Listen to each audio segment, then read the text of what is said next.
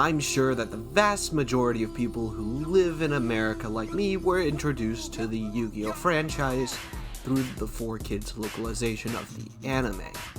Yet today, I intend to go beyond the subs, the dubs, beyond the Duelist Kingdom manga. This time, on Design Dungeon, we're going to look at some of the characters that got their start in the original Yu-Gi-Oh! Manga, and also cover a few of the main villains from the Duel Monsters era, of course. The series began in 1996 as a shonen manga centering around playing games that were not exclusively Duel Monsters. Also, they weren't called Shadow Games. The localization team that handled the manga that I looked at called them penalty games. Often, the penalty would karmically punish the villain of the week. Now, before we get into character designs for the manga, I do want to get some things out of the way. I will be covering only the major characters of the comic and some from the Duelist Kingdom Battle City arc from the anime. If I did absolutely every secondary character in Yu-Gi-Oh!, we would be in here all day. There is also one last thing. Kazuki Takahashi, being the artist of Yu-Gi-Oh!, is very, very adept at using one of anime's most notable features, eyes.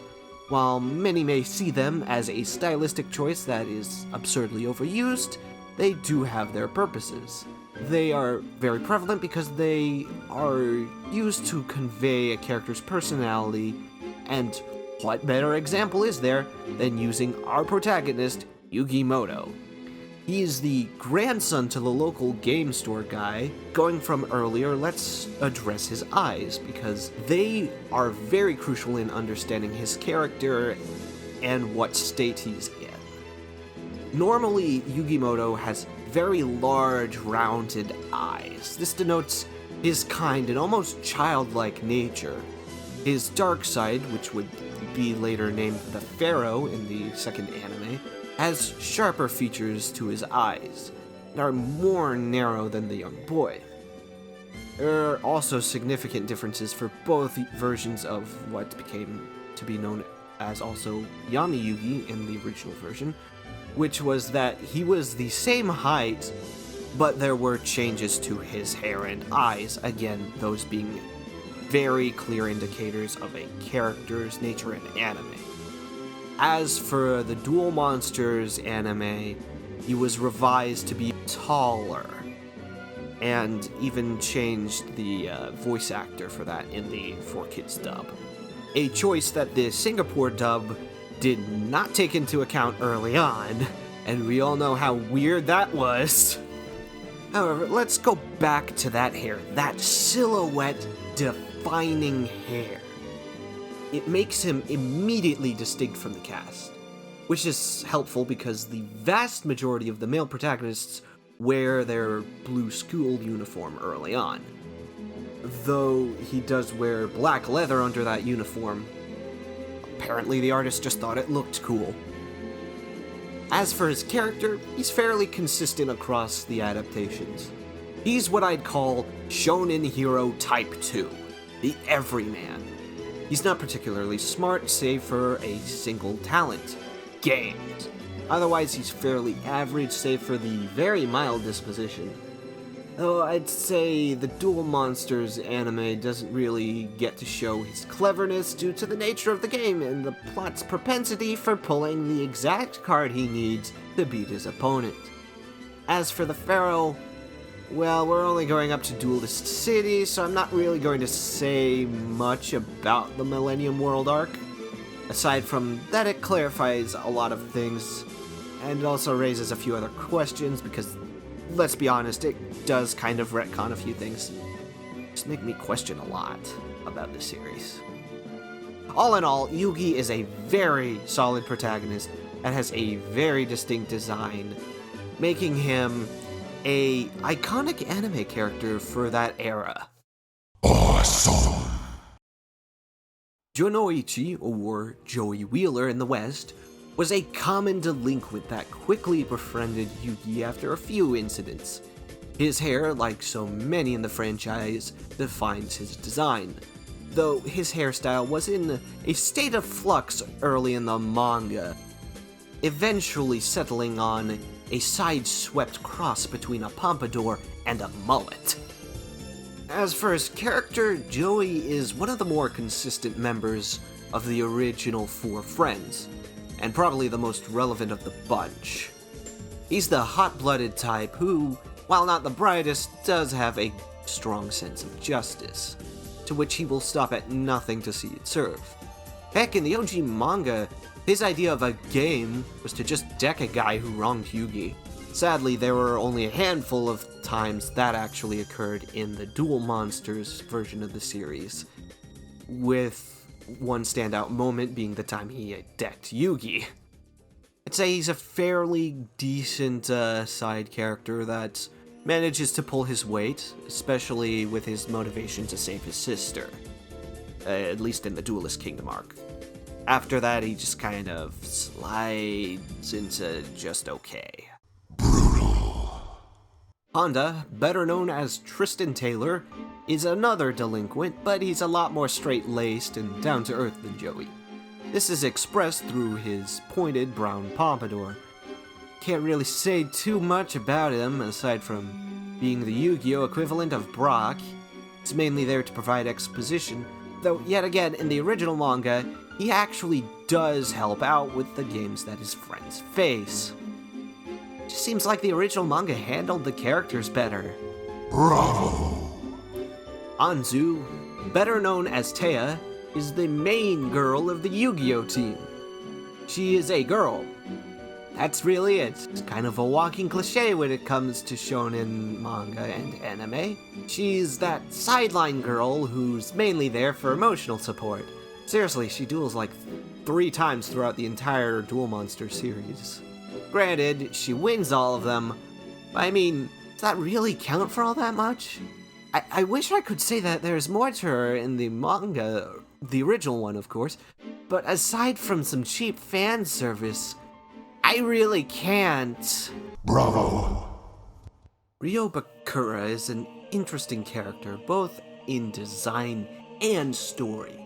When you first see the demure Bakura, you would not expect him to be the final adversary of the series. You see, he's a perfect shadow to Yugi. Much like the protagonist, he's got a wild silhouette-defining hair. Yet unlike Yugi, his eyes, while innocent-looking, are very angular, which ultimately reflects his dark alter ego lurking deep within him. For he too gains a Millennium item, but unlike Yugi, who coexists with the personality, Bakura succumbs to it.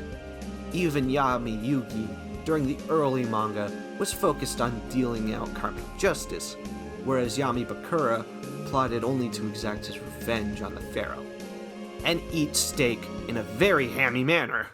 Alright. Ohmokuba is another case of being nearly another character in the original manga. You see, he was actually a villain starting out, and his character design really reflected that, with his sharp eyes and far smaller mouth. He didn't come into his normal design until after Yugi saved him from the Death Tea game. In a lot of ways, he's like an inverted Bakura. He starts out evil, but then he becomes a sweet young boy, like he really should. Especially because he has to counterbalance his brother, who does not have the same arc in the least. Brutal. Maximilian Pegasus, the creator of Duel Monsters and the main antagonist of the Duelist Kingdom arc. He's arguably the most dapper of the antagonists. He's got a nice red suit with gold accents, coupled with his well-kept silver locks and hair. We have the most regal-looking man you could think of without him actually being royalty. So why is he almost royalty? Well, after all, he invented the series' derailingly popular Duel Monsters card game, of course. How he came to do this is, well, buckle up, because we're going to be on a wild ride down the backstory train. Back when he was a young boy, he met a girl named Celica and the two fell in love. However, just before the two could marry, she died of an undisclosed illness. He searched the world for a way to bring her back, only to run into the underutilized side character that is Shadi, who in turn gave him the Millennium Eye by shoving it into his eye socket. He then learned of the Shadow Games and decided he should make a game to collect the souls of people in order to bring Celica back. That's pretty much why the Duelist Kingdom arc happens. Also, cartoon deck. Man of taste. Alright. Merrick Ishtar. Oh man. Even if it is nice form, Merrick already has the telltale Yu-Gi-Oh! Villain shorthands. Hair that's nearly his shoulder's length, and with more feathered spikes than a Nomura design. Plus the sharp eye shapes that's reserved for, guess what, villains. Heck, he even has golden jewelry that ties him to Egypt, because nothing menacing comes from there in this series. Though to be fair, his Yami personality, as many would call Melvin, is even more wild than any other character out there. This comes from a horrid backstory, as he was from a family tasked with keeping watch over ancient tombs. Yami Merrick is like if you took the original Yami Yugi and multiplied it by stank chopping Yami Bakura. Also, they add in like a purple cape just to make sure you know he means business. From a characterization perspective, I actually like him more than Bakura on account of him actually fighting Yugi through a proxy with the Millennium Rod, along with infiltrating Yugi's gang under the alias Namu, while his brother by adoption, Odeon, we'll get to him in the bonus round, poses as Merrick. He's probably one of the better Duel Monsters antagonists. Stylish. Before we get to our final character design, I'm going to be doing a non-structured bonus round because there were so many characters in just those two first arcs that I could not rank them all and come out with this video in a timely manner. So without further ado, let's begin! Duke Delvin. Am I the only one who actually wanted Dungeon Dice monsters when I saw it in the show? Weevil Underwood. Bug Gimmick. Rex Raptor. Dinosaur Gimmick. Solomon Muto, otherwise known as Grandpa. Dude looked creepy in the early manga. Mako Tsunami. You know the joke. I don't need to say it.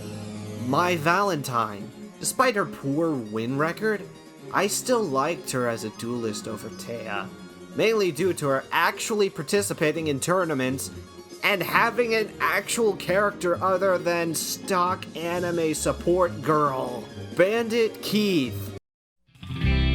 America.